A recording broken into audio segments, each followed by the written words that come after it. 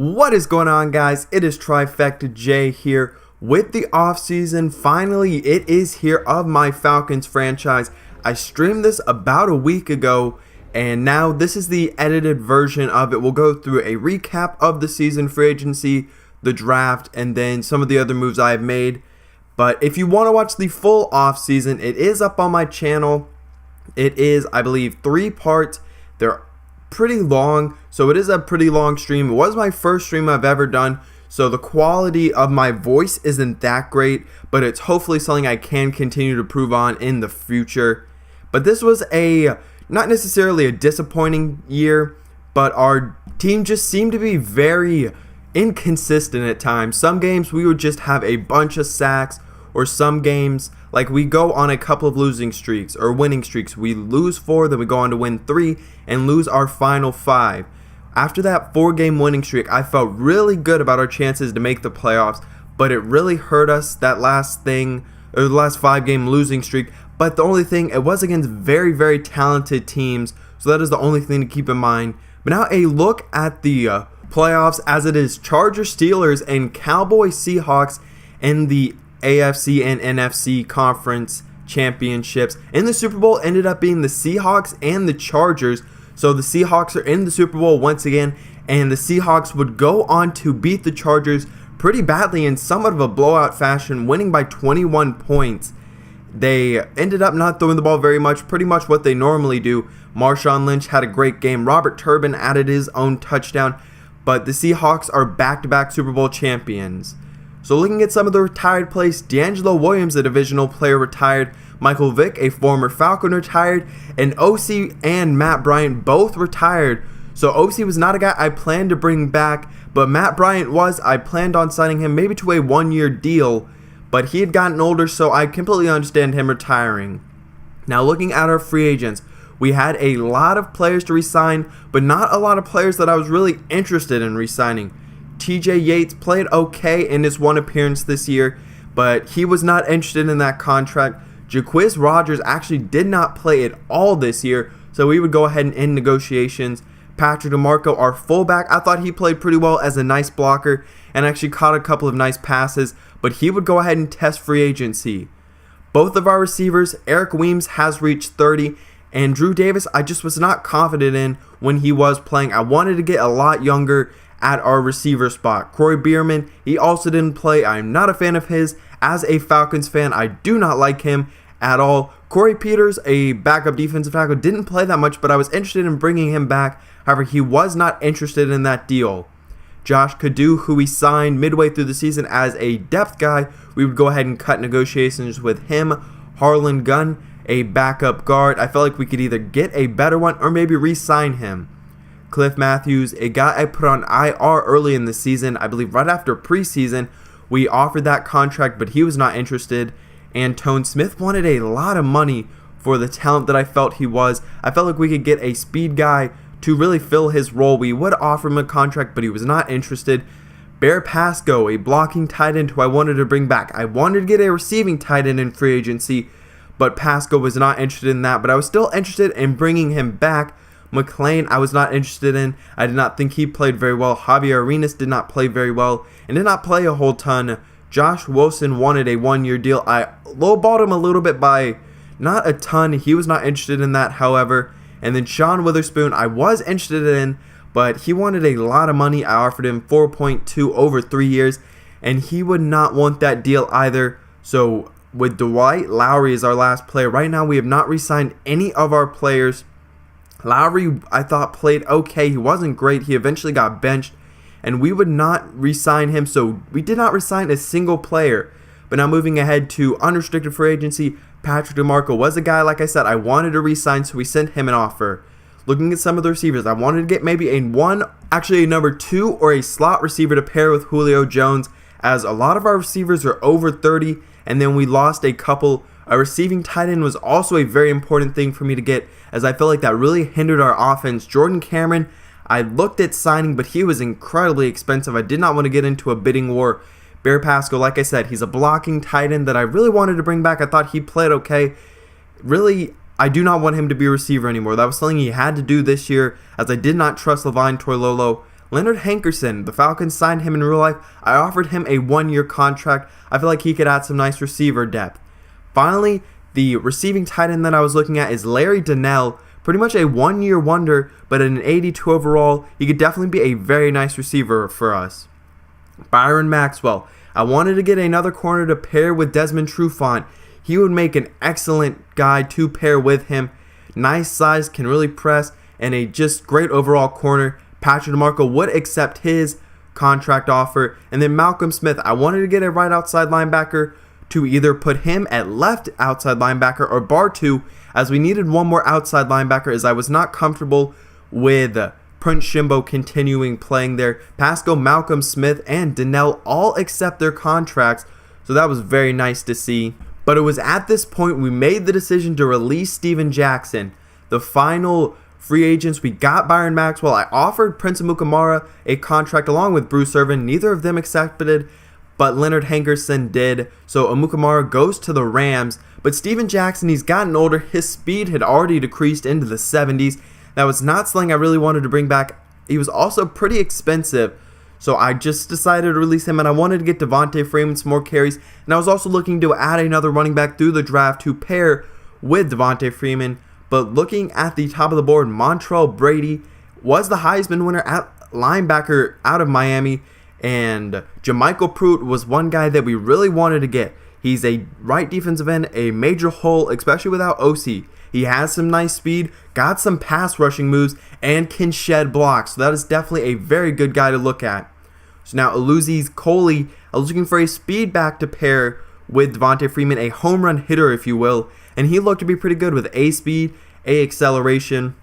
Wanted to get a guard for the future, as I don't see Justin Blaylock as that guy moving forward. He doesn't really fit what I want, and he's also getting older. Santez Banks, another guy who I thought could definitely be a very nice running back to be that speed guy like I was talking about. Lauderdale, another guard I was looking at. Nice size and very good ratings, so he would be a guy I was looking at. Carroll Felton, he's a 5th round prospect with incredible ratings. Just looking at all those, the awareness isn't great, carrying isn't great, along with catching, but those are both something that we can really improve. Jamal Broussard out of Connecticut, he would be a slot receiver, maybe for the future, some nice speed, route running, can catch the ball pretty well. Tommy Boyette, he is a 5'9" guy out of Wyoming, once again nice speed, and would be a future slot guy if we could get him. He was around a 4th round prospect. So Dosha Bradford, I was looking for just some corner depth, especially since we lost, I believe, 3 of our corners. Ronaldo Goldman, he was around a 4th round prospect, I do believe, and he had really good ratings along with some nice speed. He could definitely be a guy looking forward at 6'2". Jesse Howard, another guy with very nice ratings, not the speed that I really wanted, as I would probably need a slot corner moving forward with 2 very talented guys on the outside.